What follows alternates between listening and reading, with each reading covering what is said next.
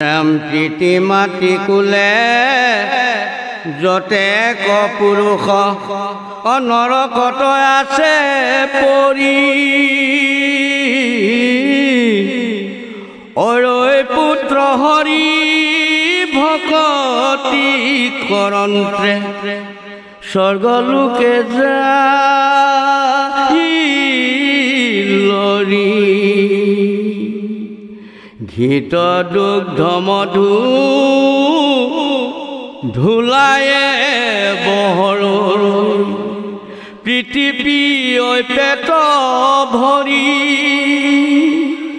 স্বৰ্গবাসী মধ্যে বলকন্তে ফুৰয় হয় অনেক আঠুত্ৰ কৰি ৰাম তৰিলো পুত্ৰ সুপদে দেখ ঐৰে স্বৰ্গবাসী হাস্ত পুত্ৰ হুয়া হৰিখে বখিয়া হাকন্ত দান্ত্ৰ প্ৰকাশী পুত্ৰ সমে পাছে বিমানে চলিয়া সুখে বন সেবৈ কোন থত্ৰ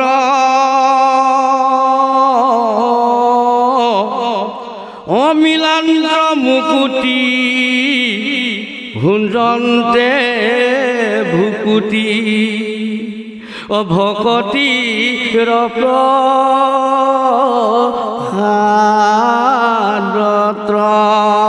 এটা সুন্দৰভাৱে উল্লেখ কৰিছে যে পিতৃ মাতৃ কুলৰ যিমান পুৰুষ ইতিমধ্যে জন্ম হৈ কৰ্ম আৰু বিষয়ৰ মহাচক্ৰত পৰি নৰকত পতিত হৈ আছে সেই সমস্তবিলাকে পুত্ৰৰূপে তেওঁৰ বংশত যদি কোনোবা এজনে হৰি ভকতি কৰিছে সেই হৰি ভকতি কৰাৰ ফলত নৰকৰ পৰা সেই সমস্ত জীৱ উদ্ধাৰ পাই স্বৰ্গলোকলৈ যাবলৈ সমৰ্থ হৈছে আৰু সেইকাৰণে কৈছে যে ঘৃত দুগ্ধ মধু ধাৰাৰে বহয় পিতৃ পিৱৈ পেট ভৰি স্বৰ্গবাসী মধ্যে বলকন্তে ফুৰয় অনেক অস্ফুতি কৰি আৰু সেইসকলে ইমান দিনে নৰকত পতিত হৈ থকাৰ পিছত সেই বংশৰ কোনোবা এজন পুত্ৰই হৰি ভকতি কৰাৰ সুবাদত দধি দুগ্ধ ঘৃত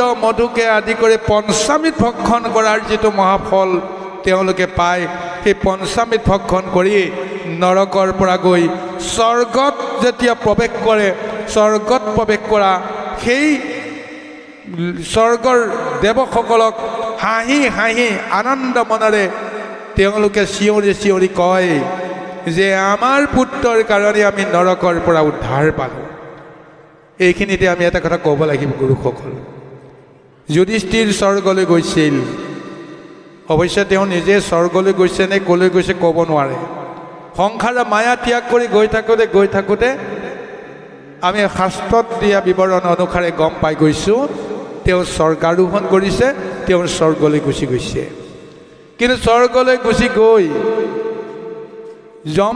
যমে যেতিয়া বা পিতৃয়ে যেতিয়া তেওঁক আগুৱাই লৈ গৈছে তেওঁ স্বৰ্গত উপস্থিত হোৱাৰ আগতে তেওঁ নৰকত উপস্থিত হ'ল তেওঁ ক'বই নোৱাৰে যে তেওঁ নৰকত উপস্থিত হৈছে যমে যেতিয়া তেওঁক লৈ গৈ তাত পদাৰ্পণ কৰিলে তাত যিমানবিলাক জীৱই নিকাৰভুঞ্জী আছে সেই জীৱবিলাকক দেখি যুধিষ্ঠিৰে যেতিয়া সংশয় ব্যক্ত কৰি যেতিয়া ৰাম শব্দটো উচ্চাৰণ কৰিলে তেতিয়া সেই নৰকত থকা সমস্ত জীৱ উদ্ধাৰ হৈ স্বৰ্গলোকলৈ গতি কৰিলে এতিয়া প্ৰশ্ন হ'ল যুধিষ্ঠিৰৰ নৰক দৰ্শনৰ আচল কাৰণটো কি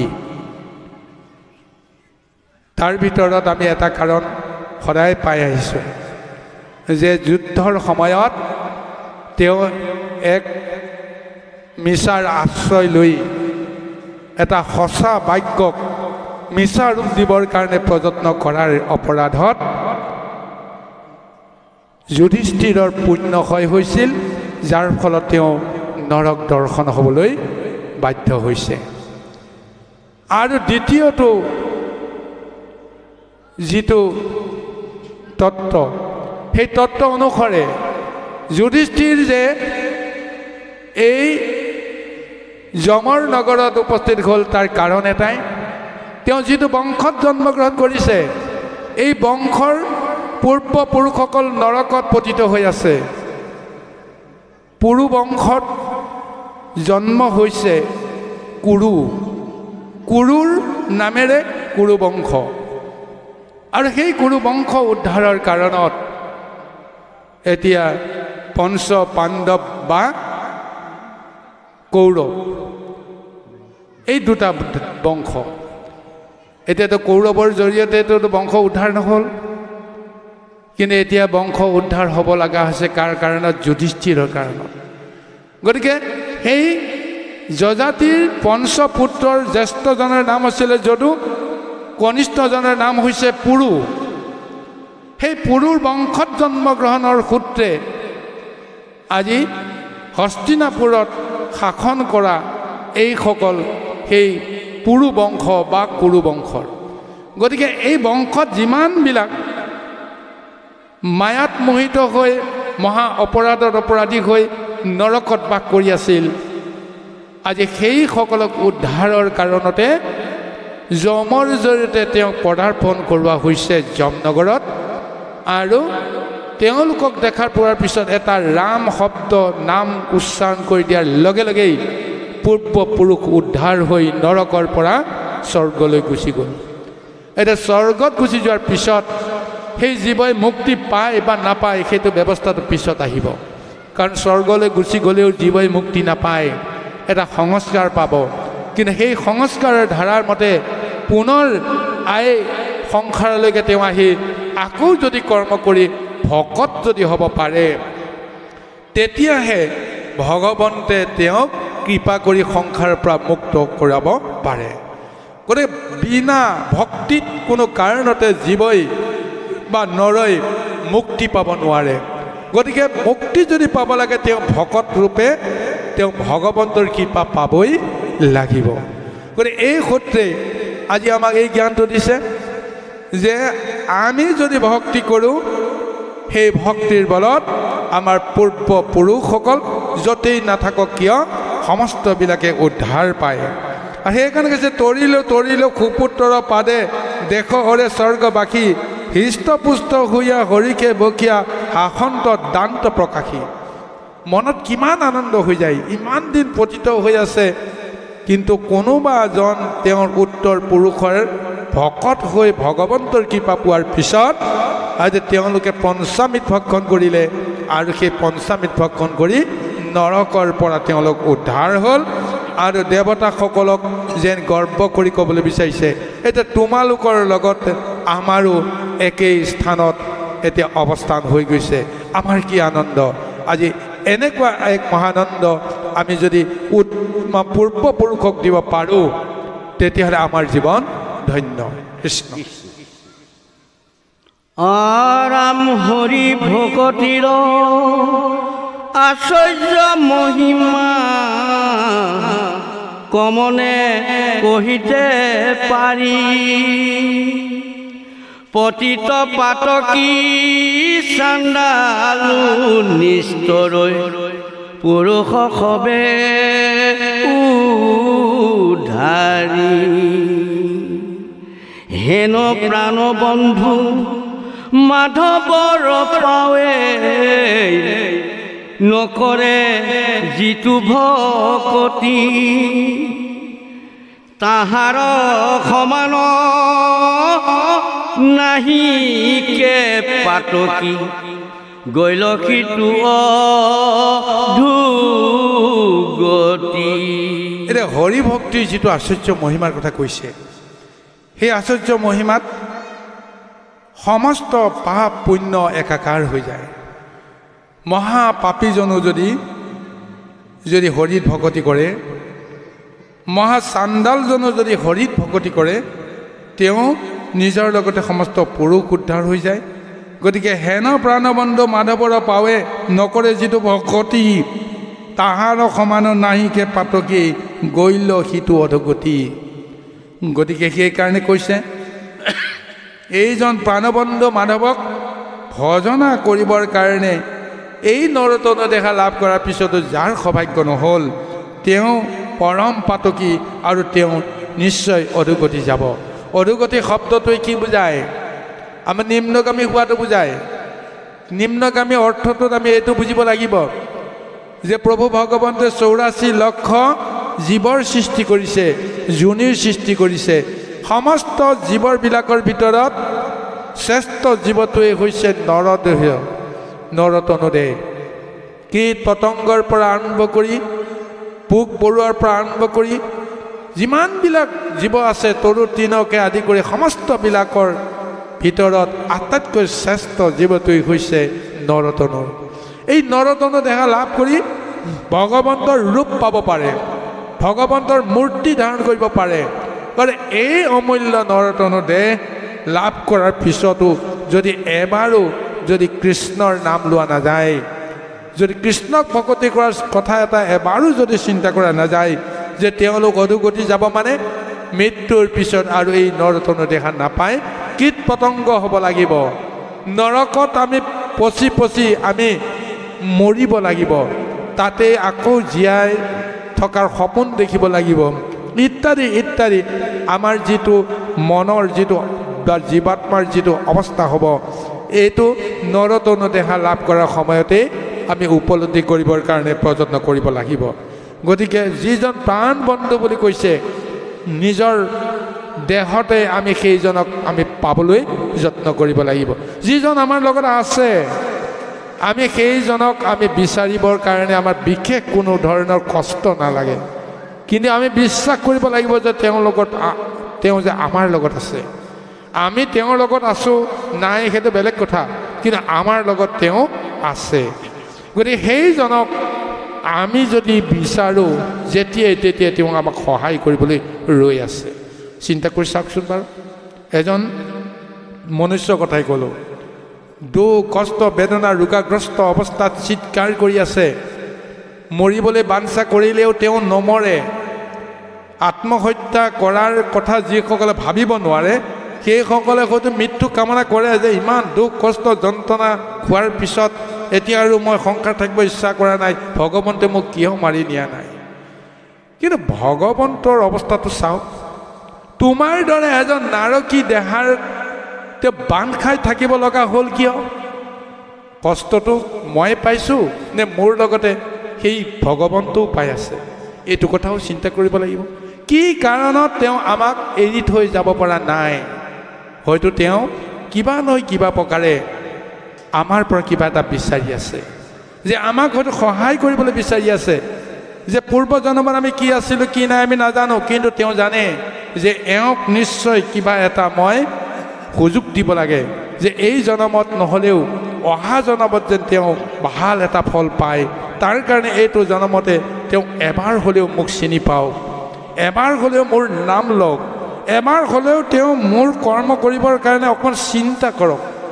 এনেকুৱা এটা বাঞ্ছা কৰিয়েই এই নাৰকী দেহাত তেওঁ ৰোগাগ্ৰস্ত শয্যাগত এজন যন্ত্ৰণাকাতৰ অৱস্থাটো এৰি থৈ যাবলৈ ইচ্ছা কৰা নাই। কাৰণ তেওঁ যে পৰম বান্ধৱ, সম্পদত যেনেকৈ তেওঁ বান্ধৱ হিচাপে কাকো এৰি দিব নোৱাৰে, বিপদতো যিজনে সংগ ত্যাগ নকৰে সেইজনেহে পৰম বান্ধৱ। গতিকে অন্তিম মুহূৰ্তলৈকে প্ৰভু ভগৱন্তে অপেক্ষা কৰি আছে। আমি এই মহা মুৰুখসকলে এই তত্ত্বটো বুজিবলৈ কাৰণে যত্ন কৰাটো উচিত, যে মই কিয় মৰা নাই, ভগৱন্তেনো কিয় মোৰ লগতে যন্ত্ৰণা খাই আছে। এই কথাটো আমি অন্তত নিজৰ অন্তৰাত্মাত এবাৰ সুধিবৰ কাৰণে প্ৰযত্ন কৰিব লাগিব। কৃষ্ণ ৰাম যিটো নিজ মাতৃ পুত্ৰক পবন্ধে বান্ধে মোহ পাশে দাঁতি, ভক্তি মাতি পাইলে মেলা তেখনে সিটো মুহজৰি কাটি জানিয়া ভকতি মাটিৰ পাৱত অধৰা তেজিয়ান কাম সংসাৰ সাগৰে তৰিও কসুখে অমুখে বোলাৰ ৰাম হৰি ৰাম ৰাম ৰাম জয় কৃষ্ণ। হে গুৰু সমস্ত, এতিয়া এই মহাভাগৱতৰ অন্তিম যিটো পদত যি এক মহাতত্ব প্ৰদান কৰিছে চিন্তা কৰিব লাগিব। আমাৰ এই সংসাৰত আমাৰ পৰিচয়টো কাৰ লগত সম্বন্ধ হৈ আছে তাৰ দৰ্শন তোমাক দিছে যে জন্মসূত্ৰে জীৱবিলাকক দুগৰাকী মাতৃৰ লগত প্ৰকৃতিৰ লগত সম্বন্ধ কৰাই দিছে। এগৰাকী হৈছে মায়া আৰু আনগৰাকী হৈছে ভক্তি। প্ৰভু ভগৱন্তৰ এই দুগৰাকী প্ৰকৃতিৰ লগত ওতঃপ্ৰোত সম্বন্ধ আছে। সংসাৰখন চলাবৰ কাৰণে এই দুগৰাকীক তেওঁ সদায় লগত ৰাখে। সোঁ কাষে এগৰাকী, বাওঁ কাষে এগৰাকী। গতিকে এইজন প্ৰভু ভগৱন্তে যিগৰাকী মায়া মাতৃ বুলি কৈছে, মায়া মাতৃৰ আলমতেই জীৱবিলাকক সংসাৰত ভৰণ পোষণ দি জীৱবিলাকক এটা সময় সুযোগ প্ৰদান কৰি সংস্কাৰ দিবৰ কাৰণে প্ৰযত্ন কৰে। নৰতনু দেহা এটা প্ৰদান কৰি পূৰ্ব জন্মৰ সমস্ত সংস্কাৰৰ পৰা মুক্ত হ'বৰ কাৰণে প্ৰথমতে মায়া মাতৃৰ কোলাত আমি আশ্ৰয় গ্ৰহণ কৰি এই সংসাৰ ভোগ কৰোঁ। আৰু যদিহে মায়া মাতৃয়ে যদি আশ্ৰয় নিদিলেহেঁতেন তেতিয়াহ'লে আমাৰ আত্মাই কোনোদিন পাৰ নাপালেহেঁতেন। মায়াই আমাক এটা পাৰ দিলে, কিন্তু আমি আনটো পাৰত উঠিবৰ কাৰণে আমি এই সংসাৰত যিটো কৰ্ম কৰিব লাগিব, ধৰ্ম কৰিব লাগিব, তাৰ জৰিয়তে আমি বিচাৰিব লাগিব যে প্ৰকৃত কৰ্ম প্ৰকৃত ধৰ্ম আমি কাৰ জৰিয়তে কৰিম। গতিকে আমি সেই ভক্তি মাতৃ বুলি যিগৰাকী আশ্ৰয় আমি পাবৰ কাৰণে প্ৰযত্ন কৰিব লাগে, তাৰ জৰিয়তে ভগৱন্তৰ কৃপা পাম। আৰু মায়া সংসাৰত কৰ্ম কৰিবৰ কাৰণে মায়া মাতৃৰ আশ্ৰয়ত থকাৰ অৱস্থাটো আমি কিন্তু ভগৱন্তৰে আমি কৃপা পাই আছোঁ। ভগৱন্ত সকলোৰে লগতে আছে, কিন্তু সিদ্ধান্তটো আমি ল'ব পাৰিব লাগিব যে আমি কেনেকৈ মায়া সংসাৰখন তৰি যাব পাৰিম। তাৰ কাৰণে আমি ভক্তিৰ আশ্ৰয় ল'ব লাগিব, ভগৱন্তৰ আশ্ৰয় ল'ব লাগিব। আৰু আমি যদি এই সংসাৰলৈকে যদি নাহিলোহেঁতেন, মায়া মাতৃৰ পৰশত যদি আমি এটা নৰতনু দেহা যদি লাভ নকৰিলোহেঁতেন, তেতিয়াহ'লে আমাৰ জীৱাত্মাক মুক্তি কৰাৰ পৰা কোনো সুযোগ নাপালোহেঁতেন। গতিকে সেইকাৰণে আমি নৰতনু দেহা লাভ কৰি প্ৰথমতে আমি কৃতিত্ব কাক দিব লাগিব? মায়া মাতৃক। মায়া মাতৃক কৃতিত্ব দি আমি সংসাৰৰ পৰা আজন্ম সংস্কাৰৰ পৰা মুক্ত হ'বৰ কাৰণে ভক্তি মাতৃৰ আমি আশ্ৰয় বিচাৰিব লাগিব। যদিহে ভক্তি মাতৃৰ আশ্ৰয় পাওঁ তেতিয়াহ'লে আমি মায়া সংসাৰৰ পৰা আমি তৰিব পাৰিম। সেইকাৰণে কৈছে ভক্তি মাতৃ পাইলে মেলান্ত তেখনে সিটো মোহজৰি কাটি। গতিকে এই তত্ত্বটোকে জানি বুজি আমি কৃষ্ণত ভকতি কৰাৰ বাহিৰে আমাৰ কোনো গত্যন্তৰ নাই। এই তত্ত্বটোকে কৈ আজি মহাভাগৱতে এটা মহা আখ্যান বা আখ্যান নহয়, এটা অধ্যায় সমাপ্ত কৰিছে। ইয়াৰ পিছত কৃষ্ণৰ ওচৰলৈ যিহেতু দেৱতাসকল আহিছে, এতিয়া কৃষ্ণকনো কেনেকৈ দেৱতাসকলে স্তুতি কৰে, পদবন্ধত এই মহাস্তুতি আৰম্ভ হ'ব। কৃষ্ণ কৃষ্ণ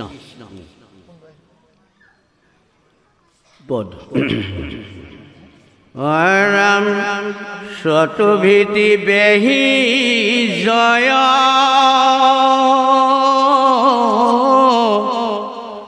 জয়